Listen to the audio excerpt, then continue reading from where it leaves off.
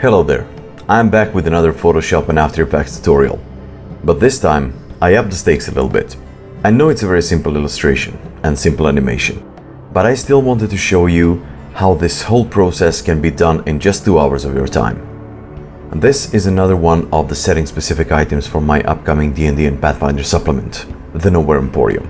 Just to give you the idea of what it does, I wrote a little story about the Nowhere tier that you can hear at the end of this video. And speaking of supplements, if you're into tabletop RPGs and you'd like some freebies, visit my website, craftytabletop.com, and head straight to the download section. You'll find some goodies for your gaming table there. On to the tutorial part of this video. I started off in Photoshop, used my physical sketch to make an outline of the item, filled it in, and started painting using Chalk Brush by Hardy Fowler. If you don't know who that is, I highly recommend clicking the card in the upper right corner or finding the links to his work in the description below the video. This item was supposed to be made out of some sort of resin, so I tried my best to give it that translucent look with light reflecting through the hardened resin texture of the item. I'm not sure if I actually did a proper job, but I feel like I did manage to sell off the look and feel of the resinous surface. There's not much to say about the illustration other than that it took no more than 30 minutes to create from scratch. And now the fun begins, bringing it to life in After Effects. To set the scene and the mood, I imported a high quality image of a wood texture, enabled the 3D transformation options and rotated it by 90 degrees on the x-axis, and so I made a table, or something that looks like it anyway.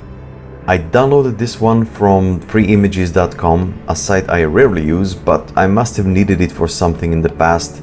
I just can't remember what. Anyway, you can find a link to this particular one in the description below the video. I then imported the Nowhere tier, scaled it down to size and placed it in the middle of the composition. I tried using some of the overlays from Photoshop, but I realized that actually making them from scratch in After Effects would be a better idea. So for starters, I created a point light and toyed around with the settings to make it seem like the room is dark, almost as if the light is being shed from the item itself. Upping the radius and fall off of the light pretty much did the trick for the mood. Instead of casting the shadow from the light, I decided to create the shadow from a copy of the Nowhere tier, because it will look more natural since the item is translucent. So I lowered the saturation and the lightness using hue saturation color correction, applied box blur at radius 11, applied the corner pin effect to skew the image, and finally put it into multiply blending mode at 80% opacity so that it looks like a proper shadow on a wooden surface. I did create a dark brown solid layer to create the contact shadow though, otherwise it wouldn't look right without it. I also had to do something about the material settings of the other assets in the composition. So I played a bit with specular intensity and shininess of both the wooden texture and the Nowhere tier until I achieved the result that I wanted. I wasn't too happy with it, but it looked okay. As for the atmosphere, of course, I used my trusty smoke stock footage downloaded from videasy.com. Again, I enabled the 3D transformation options, placed the atmosphere smoke in front of everything else and the strandy smoke on top of the item to create the illusion of burning incense. I put them both in screen blending mode at 50% opacity and voila, the smoke is done. I had a feeling that it needed some more atmosphere, so I created a few more solid layers, masked them out and changed the blending mode to add to emphasize the glow of the item, as well as the glow of the wooden surface. And for the final touch, I masked out and feathered another medium orange solid layer in screen blending mode at 10% opacity in the bottom left corner, another medium gray cyan in the upper right corner with the same settings, and placed a dark brown vignette on top of the whole composition in soft light blending mode to help focus the view to the center of it. Just moving the camera forward created the animation that you had a chance to see at the beginning of the video. I believe there's nothing else to tell you but the fact that the animation process took about an hour to get it done. With a few tweaks off screen here and there, the total production time of this animation from sketchbook to the final product was about 2 hours. Not bad. Since you came this far, I guess you appreciate the content that I'm making. So I would be grateful if you'd give this video a like, also subscribe to my channel and click on that bell icon to turn on all the notifications so you don't miss any of my future uploads. And I also need to thank my good friend Philip Melvin, Tabletop Music Bazaar, for providing music for this video again. Check the card in the upper right corner or check him out in the description. Okay, Story time. As you approach the odd-looking tree, you can't shake off the feeling of being watched. Turning around doesn't help either. No one seems to be there. You startle as your attention shifts back towards the tree. A pair of eyes seems to be looking straight at you from the cracks in the bark. The look seems inviting, like expecting you to do something.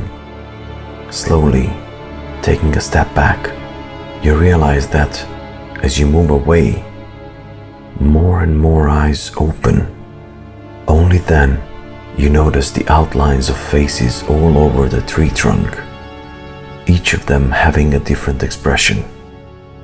Carefully, you circle around it, feeling unsettled by all those gazes following your every move. But you still look back at them. Your eyes stop at a very emotional sight. One of the faces seemed to be crying, shedding luminescent tears down the trunk into the soft grass beneath your feet, instantly hardening as they touch the ground. You pick one up and its scent envelops you.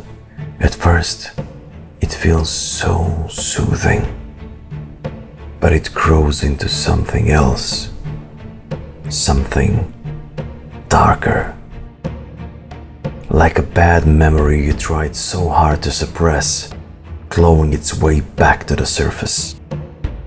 The scent becomes overwhelming. There's no stopping the tears anymore. They're pouring down your face.